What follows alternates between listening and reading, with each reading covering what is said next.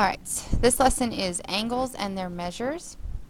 This is going to have a lot of vocabulary in it, so anytime I put a star next to something, it should definitely be in your notes. Okay, I know you all have seen an angle before. It's formed by two rays with a common initial point called the vertex. So here's our ray, EF, and here's another ray, ED, and the initial point right here is called the vertex. You can name a ray three ways. You name it starting from the outside, working your way around. You can start from the left outside here or from the right outside here. So you can name it angle D to E to F, or you can name it F to E to D. So angle F, E, D. And that little symbol there just means angle, and you do need it when you're naming an angle. Or you can name it with that initial point only, the vertex, called E. Okay, so if we were to name the sides of this angle here, we would have side ED, and make sure you put your little symbol over it for ray. And we would have side EF. I'm going to write that down here. Make sure you have your symbol for ray. Remember, it's not going to be FE for that ray, because you always start with the point to where it goes on infinitely. Alright, the symbol MA angle means the measure of angle PQR. So if I have PQR here, M angle PQR, that means the measure of angle PQR. So I just don't have to write out the whole word measure. Angles that have the same measure are called congruent, just like segments that have the same measure are called congruent. Remember that the measures are equal and angles are congruent measures. It's just a little bit of vocabulary there. If we talk about angle A being congruent to angle B, we know that they are congruent because they have congruent measures, but their measures themselves, 50 degrees equals 50 degrees. All right, take a look at this angle here. Why do you think that we can't name it just angle B? Well, if I just name it angle B, I don't know if I'm referring to this angle B, or the big angle B. So anytime you have an angle that shares with another angle, you have to name it with three letters. So how many different angles are drawn? We've got ABX here, we have XBC here, and then we have the big angle ABC. So there are three separate angles drawn. Anytime you have more than one angle, you have to name it with more than one point. So we have angle A to B to X, or you can call it XBA. We have angle XBC, and we have angle, the big one, ABC.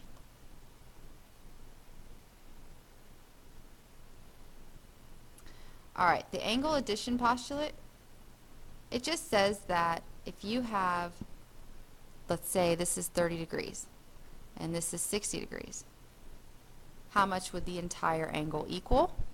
Well, hopefully you know. You add them together and that entire angle is 90 degrees. But we won't always have numbers. We're probably going to have a lot of algebra. So this just says that the little angle XYA, plus the other little angle AYZ equals the sum of the whole big angle XYZ. Okay, so this is something you definitely want to have in your notes here, angle addition postulate, and probably this example would be good too. Alright, so if measure of angle XYZ, X to Y to Z, so the whole angle equals 101, and the measure of XYA equals 79, so here's X to Y to A, that equals 79. How do I find this measure AYZ? Okay, well, angle addition postulate says take this little angle XYA add it to this little angle AYZ. I'm just going to call it X because I don't know what it is. And that'll equal the whole big angle 101. So I would just subtract 79 from both sides of my equation, and I would have that X equals 22. And just double check, does 79 plus 22 equal 101? And yes, it does. Alright, this is the definition you definitely have in your notes. Array that divides an angle into two congruent parts. So this angle is equal to this angle. And when I make this symbol right here, it's called an arc. And it tells me that this angle is congruent to this angle. Array that divides an angle into two congruent parts is called an angle bisector. It bisects or cuts the angle in half. So this ray cuts this angle in half. So let's say this was angle XYZ, and this was ZYM. Then angle XYZ would equal angle ZYM. So let's look at this right here. This is the very formal definition. It says that PQ here is the angle bisector, so we know it's the angle bisector because they put these two arcs here. Then point Q lies in the interior of angle RPS. Then that would mean that RPQ here, this angle here, equals or is congruent to this angle here. Alright, so let's see this worked out as an example. AY is the angle bisector. Now, this picture does not look very good, but because I said it's an angle bisector, you're just going to have to go with it. But it should be more in the middle there. But just go with it. Pretend that it looks exactly in the middle. So AY is the angle bisector. So as soon as you see that, put these arcs here that tell you that these are congruent angles. So it's the angle bisector of XYZ. And XYA is 6x, so we want to label that. And XYZ, X to Y to Z, the whole angle is 84 degrees. How do we find the value of X? Well, as soon as you were given that this angle was congruent to this angle, and you were told that this angle XYA is 6x, then you should also label this angle 6x, because these two are congruent. So 6x plus 6x is going to equal 84. This is just the angle addition postulate. XYA, angle XYA here, plus angle X or AYZ here equals the big angle 84. So 6x plus 6x equals 84. And let's see if you can go ahead and pause the video and come up with a solution. If you got 6x plus 6x, you add those together, that's 12x, that equals 84.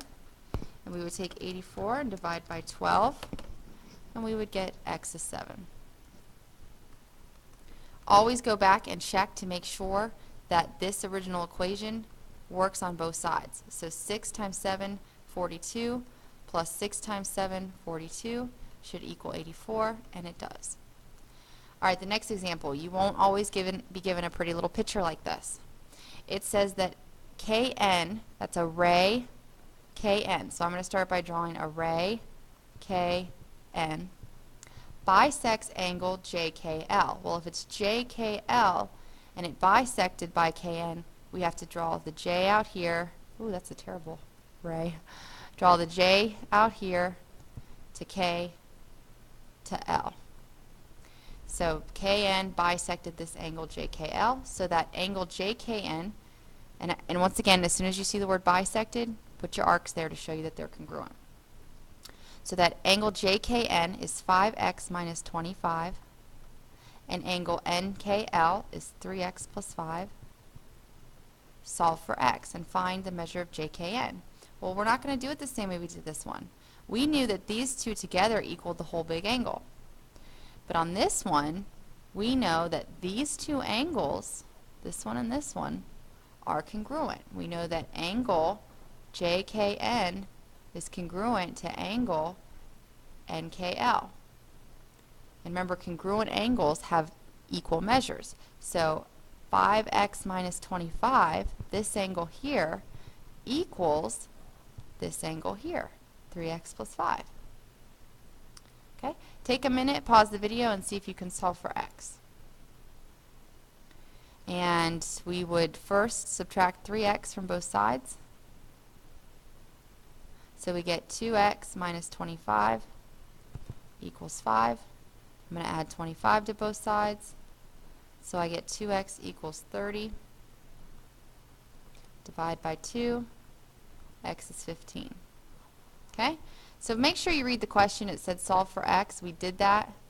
And find the measure of JKN. We didn't do that yet. So we got to go back to JKN.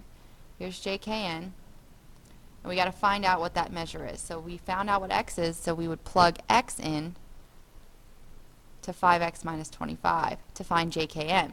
So 5 times 15 minus 25. 5 times 15 is 75. Minus 25 is 50. So the measure of angle JKN, that's our second answer, is 50. Alright, so now I want you to try this example here. WR bisects AWB. So that means you need to draw a picture. The measure of angle AWR is x. And the measure of angle BWR is 4x minus 48. We're going to find x, so we've got two things to do. We've got to find x, and after we find x, we've got to plug it back in to find the measure of AWB. Alright, pause the video and take a minute to solve this problem. Okay, if you're stuck, this is how the picture looks. AWB is your big angle. WR bisects that, so x equals 4x minus 48. Alright, so now that I set you up, press pause and see if you can solve for x. Okay, we should have gotten that x is 16.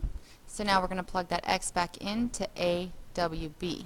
Now the AWB is from here to here, the whole big thing. So it's going to be a combination of x plus the 4x minus 48, because it's everything inside of that angle. This is the angle addition postulate here. So you're going to add the x to the 4x minus 48. So plug x back in here, 16, and x back in here. Okay, and you should have gotten that the measure of this whole big angle is 32, because x is 16 here, and this plugging into x would be 16 as well. Alright, we're going to go into classifying angle measures. These are all definitions that you need to have. There's just the next part of this is all definitions. So we classify angles according to their measures. The first angle we're going to talk about is an acute angle. Acute, that means little, small. It's so cute. It means that it's less than 90 degrees, greater than 0 degrees. So if I were to take a protractor out and measure this, it'd probably be somewhere between, I don't know, it looks like about 45, 30 degrees, somewhere around there. But that would be acute because it's less than 90. So that's something you want to have. If you don't like it this way, you could say maybe just an angle that's less than 90.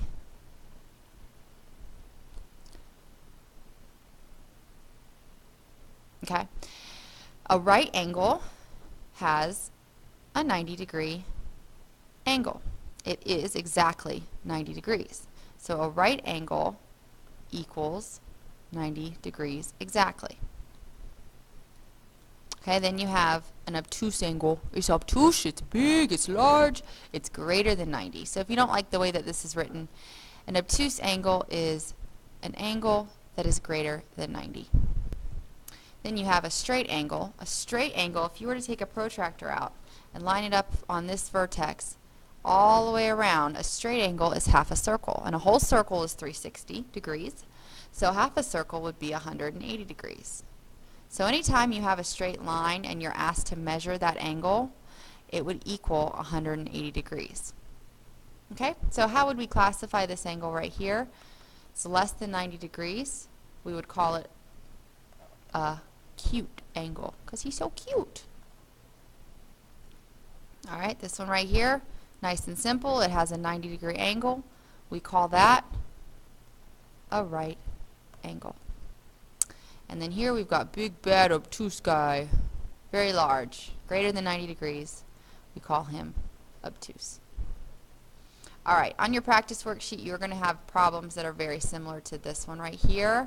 So we definitely want to know how to do this one. Rewind the video, watch it again if you're not sure. And we're definitely going to have them like this.